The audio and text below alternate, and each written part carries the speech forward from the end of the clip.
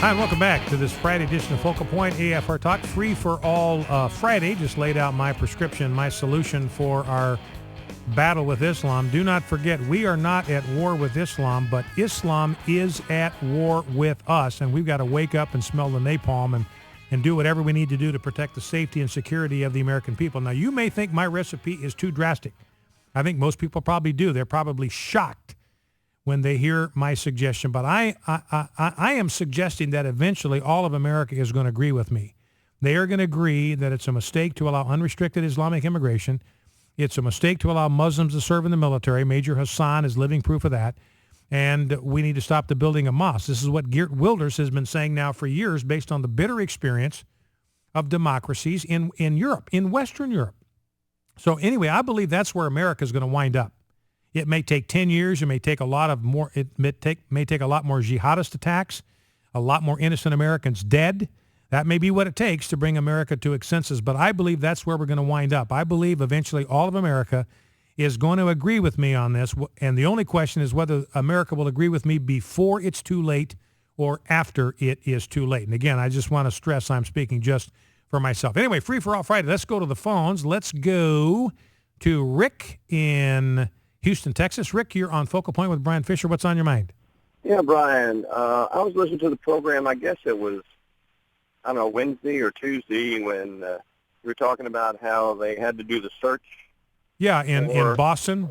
Yeah, in Boston. Yeah, they set the perimeter and the place was shut down and they were going kind of door to door, house to house. Door to door, everything else. And caller called in and he was saying we gave up our rights. The question I had about it was, I know I watched it and I saw like 14, military, police, whatever, coming out of one house. And the ironic thing about it is we have the capability with the infrared scanners to see whether there's somebody in the house or not. And they actually found, they double-checked the boat with a helicopter with the infrared sensor right, to see that the guy was in the boat. Right. Now, why do they need 14 people to go inside a house to look for a person? Well, the trouble, Rick, is, again, I don't know how well those, I'm assuming they work through walls. They're just going through canvas, canvas tarp with the guy in the boat. But let's say that the infrared would work on a house, and I don't know the exact answer to that, but let's assume for the sake of argument it does. You can spot thermal sensing and all that, how many, but you don't know who these people are. You may be able to see 2 or 3 or 4 bodies or none, but you have no idea. About is like, okay, you're not but you don't know who those people are, so you still have to go inside to check.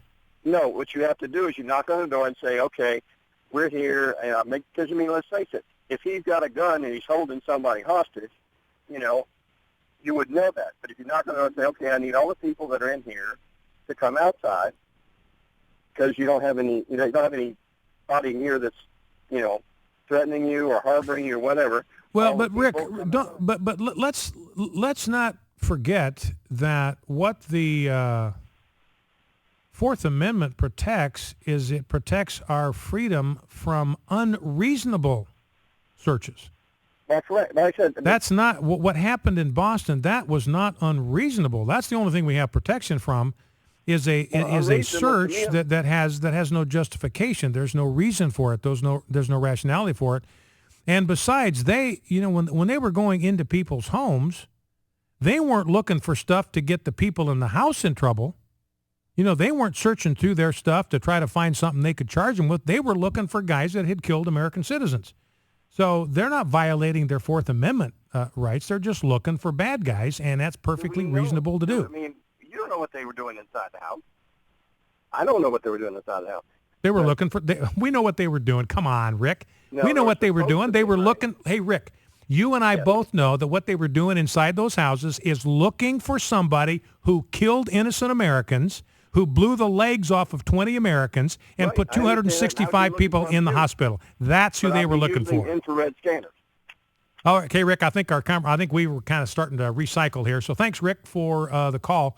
And again, I'm looking right here at Amendment 4, the right of the people to be secure in their persons, houses, papers, and effects against unreasonable searches shall not be violated. That was not an unreasonable search. Everybody understood the reason for that search. So was what went on in Watertown and Boston perfectly constitutional? Absolutely. That was a reasonable search. And the proof of that is when they got the guy that killed 3 Americans, including an 8-year-old boy, blew the legs off 20 people, put 265 people in the hospital. Let's not forget that.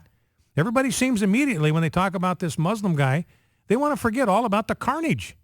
It's like all the sympathy goes out to this guy. Oh, we've got to protect his constitutional rights. We've got to pay for his medical care. We've got to pay for his attorney. I mean, it just gets absurd the way we bend over backwards to try to baby the guy that just killed 3 of our fellow citizens, completely innocent. So it's not and the fact that what makes it clear that this was a reasonable search. What happened when they got the guy? They called off the search. There was no longer a reason for the search, so it was called off. They didn't just willy-nilly keep barging into people's houses looking for dope or whatever. I mean, it was called off when the object of the search was apprehended. So that's a perfectly reasonable search, no constitutional violation of Amendment 4 whatsoever. Let's go to Martha in Craswell, Virginia. Martha, welcome to Focal Point with Brian Fisher. What's on your mind? Well, I'm doing a message Sunday, and I was checking to see if you could tell me some statistics that demonstrate the need to get back to biblical principles. You know, I've heard things on a lot of different shows, but I was needing something in one place that has those statistics, like compare the number of abortions since Roe versus Wade to the Holocaust, how many, the percent of abortions that were blacks, the percentage of those clinics that are in black populations, percentage of homosexuals, and the problem in the church with pornography, divorce and single-parent statistics, anything like that that would demonstrate how we are leaving the Bible. Yeah. Well, I think, Martha, do you have access to the Internet? Yes. You know, you might just do some Google searches on each one of those topics, and I'm willing to bet that you'll have an abundance of information that'll pop up. You know, if it's any information that Family Research Council has on its website, or Concerned Women for America, or the Susan B. Anthony list, any reputable pro-life organization, they're going to have statistics on the number of babies that have been aborted. It's up over 56 million now. Yeah, the number of Jews, heard. the number of Jews that were gassed by Hitler, 6 million. The number of total casualties in World War II that you could lay at Hitler's feet, 25 million. So we've already killed twice that many in the Holocaust of abortion. Mm-hmm. We know that 36% of black pregnancies are terminated by abortion, even though they represent 12% of the population. So abortions are occurring in the black community at 3 times the rate they are occurring in the rest of society. I think in New York City, 60% of all black pregnancies are terminated by abortion, 60%. And we know that Planned Parenthood has located 75 to 80% of Planned Parenthood clinics are located in minority neighborhoods. That's what they're targeting. That's where they're going. That's where they are. That's where they're being placed. So I'm sure, if you put those in the search bar, I'm sure you'll wind up, Martha, with more information, more statistics than you're possibly, even going to know what to do with. We know, for instance, with homosexuality. By the way, it just blew me away that the Mormon Church caved yesterday on homosexuals in the Boy Scouts. This is amazing to me because the Mormon Church, a very big presence in Idaho, where I lived for 29 years.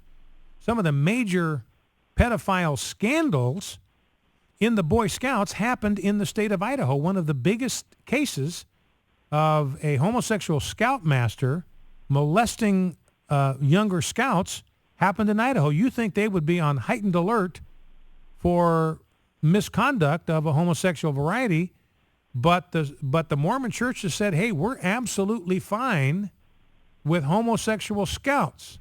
They're supportive of the policy to not allow any homosexual scout masters, but they've said, hey, homosexual scouts, no problem. I mean, to me, this is just bizarre because what the Mormon Church is saying, hey, we don't want homosexual scoutmasters who cannot sleep in the same tent with scouts. They got rules about that. But we're fine with having an experienced, out and avowed 17-year-old homosexual sleeping in the same tent on a campout next to your 12-year-old son. I got to tell you, I do not get any one part of that, and I'll tell you what I think it is. I think the Mormon Church just got beat up so badly on their stand for natural marriage. They just got beat about the head and shoulders. Their churches were vandalized. They were demonized. They ran a Mormon for the presidency last year, and he lost, and maybe they think it's because he was tied to their support for natural marriage. But the Mormon Church has just about virtually done a complete cave-in on the issue of homosexuality. So that's a disappointment to me. I frankly thought they were made out of sterner stuff, but apparently not. Anyway, Martha, I hope that'll give you a kind of a pointer. I'm sure you can get all the information that you're going to need, and I commend you for doing that, and God's best to you as you prepare your remarks for Sunday. That's Martha from Craswell, Virginia. We'll be back with more of your phone calls after the break. A couple things before we go to the break. Getting back to the immigration thing just for a moment. We've got an analysis about chain migration by Daniel Horowitz on the Red State website today. Just talking about the virtually unlimited chain migration that would be provided for. Chain migration is family members. Everybody's connected together, coming across as a big giant train. And it just provides virtually unlimited chain migration for people that qualify under the DREAM Act. That is people who came here when they were young, and there are no age restrictions, no age cap on eligibility for the DREAM Act. So you could be 35 years old and you can say, hey, I came here, my parents dragged me here when I was a kid, and they'll believe you. And then that makes your children eligible. That makes your parents eligible. It makes relatives eligible. We're going to have a flood of immigrants who are connected to illegal aliens that got legalized by this thing. And I'll tell you about the tax deal. This just really teased me off. And this is Marco Rubio. This whole thing, ladies and gentlemen, is a sham. It is a fraud. It is completely bogus. It's worse than the 2007 bill. Focal Point AFR Talk, back in 2.